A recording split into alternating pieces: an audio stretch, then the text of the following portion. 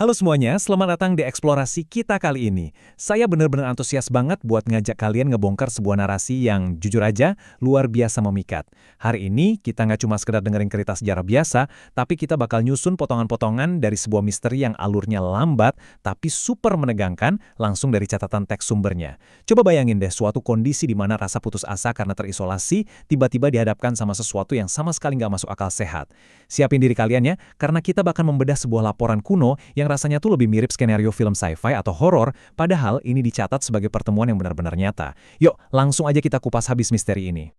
Oke, mari kita selami pembahasan ini dengan satu pertanyaan yang sangat mendasar dan punya risiko tinggi.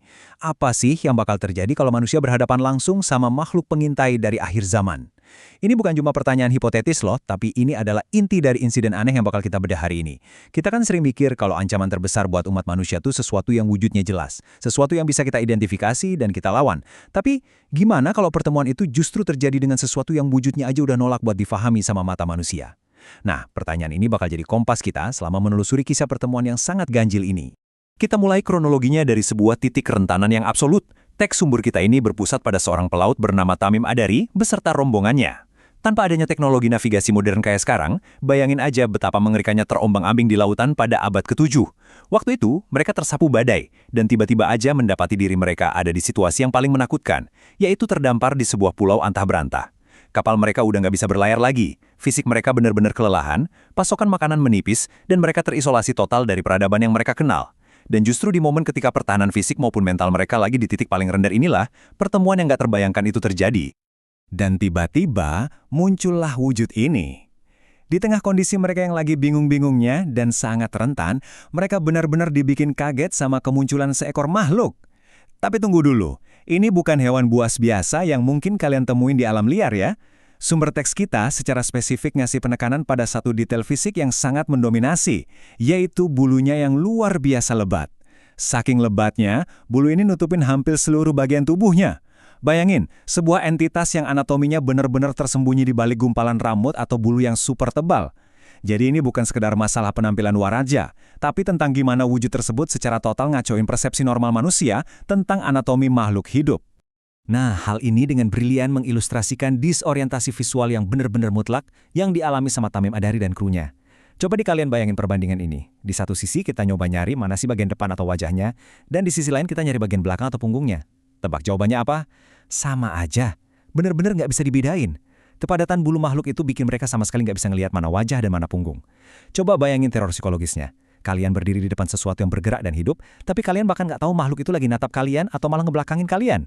Nggak ada mata yang kelihatan, nggak ada mulut yang tampak. Murni cuma masa bulu yang pekat dan bikin bingung.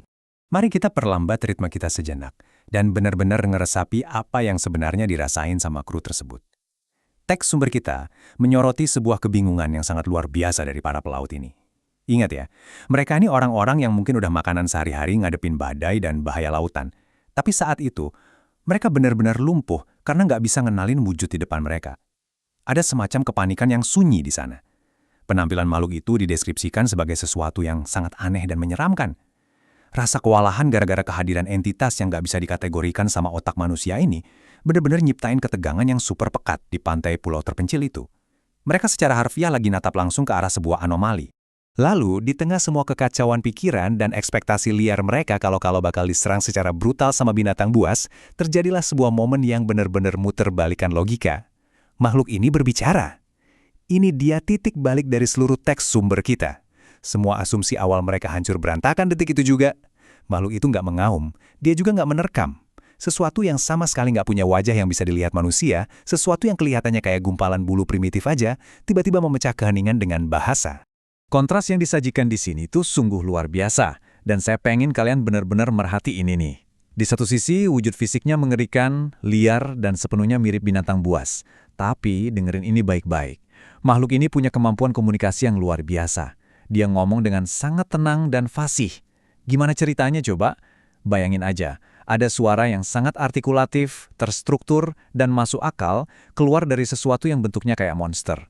Dikotomi yang super mengejutkan antara penampilan luar yang mengerikan dengan kecerdasan intelektual di baliknya inilah yang bikin pertemuan tersebut berubah drastis. Dari yang tadinya cuma sekedar kisah bertahan hidup, berubah jadi sesuatu yang jauh lebih kompleks dan terorganisir. Makhluk ini nggak bertindak pakai insting hewan, teman-teman. Dia punya agenda. Nah, apa yang benar-benar menarik dari momen ini adalah gimana makhluk tersebut mengambil alih kendali atas situasi. Dia nggak nunggu manusia-manusia ini buat nebak-nebak siapa dirinya. Dengan nada bicaranya yang tenang dan fasih tadi, dia ngambil inisiatif dan langsung memperkenalkan dirinya. Ini jelas nunjukin tingkat kesadaran diri yang sangat tinggi. Dia tahu siapa dirinya, dia tahu manusia di depannya lagi kebingungan setengah mati, dan dia milih buat nyibak sedikit tirai misterinya dengan ngasih sebuah nama.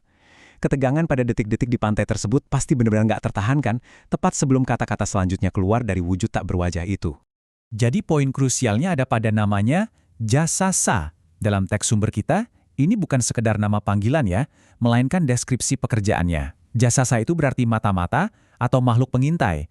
Dan disinilah tabir misteri itu sepenuhnya terkoyak, memperlihatkan sebuah kebenaran yang jauh lebih gelap. Jasasa bertugas buat ngumpulin berbagai informasi. Pertanyaannya, untuk siapa? Jawabannya, untuk Dajjal. Makhluk berbulu lebat dan mengerikan yang fasih berbicara ini nyatanya hanyalah seorang prajurit lapangan. Dia itu semacam agen intelijen untuk sosok yang jauh lebih besar dan terselubung dalam catatan eskatologi. Mari kita lihat gimana hal ini ngebangun sebuah struktur hierarki yang sangat mengerikan. Hubungan kerja antara dua entitas ini benar-benar memikat buat dianalisis. Jasasa bertindak sebagai agen yang bergerak bebas. Dia menjelajahi batas-batas dunia, terdampar di pulau-pulau, dan ngumpulin intelijen. Sementara sang tuan, Dajjal, secara spesifik digambarkan masih dalam keadaan terkurung atau terpenjara. Dinamika ini sangat mencolok kan? Sang tuan yang super kuat itu nggak bisa bergerak secara fisik saat itu, makanya dia sangat bergantung pada mata dan telinga dari sang pengintai berbulu lebat ini. Jasasa pada dasarnya adalah perpanjangan tangan dari sebuah ancaman besar yang lagi nunggu waktu mainnya aja. Jadi, mari kita simpulkan apa yang sebenarnya terjadi di pulau itu. Jasasa nggak ada di sana cuma karena kebetulan, dan dia juga sama sekali nggak punya niat buat mangsa para pelaut yang terdampar itu. Kehadirannya di sana sepenuhnya strategis. Dia lagi jalanin tugas observasi, ngamatin kondisi global, dan nelisik keadaan dunia luar. Kemampuannya buat ngomong dengan fasih itu bukan sekedar kebetulan biologis loh, tapi itu adalah alat interogasi dan ekstraksi informasi yang benar-benar sempurna. Dia sengaja mencegat manusia-manusia malang ini untuk memperbarui data yang dia punya sebelum nantinya dia balik buat kasih laporan. Dia benar-benar berfungsi sebagai organ sensorik, mata dan telinga yang mutlak buat tuannya yang masih terpenjara di suatu tempat dalam bayang-bayang. Dan hal itu ngebawa kita pada satu pemikiran terakhir. Pertemuan Tamim Ad-Dari dengan Jasasah ini tercatat terjadi berabad-abad yang lalu di sebuah pulau misterius. Makhluk itu ngumpulin data buat ngelaporin kapan saatnya tiba bagi sang tuan untuk bebas.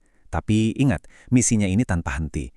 Kalau entitas pengintai itu emang dirancang buat terus mengamati kondisi global, kira-kira informasi apa ya yang lagi dikumpulin Jasasah dari peradaban kita saat ini juga? Terima kasih banyak udah gabung di eksplorasi mendalam kita kali ini. Teruslah bertanya, teruslah mengamati, dan sampai jumpa.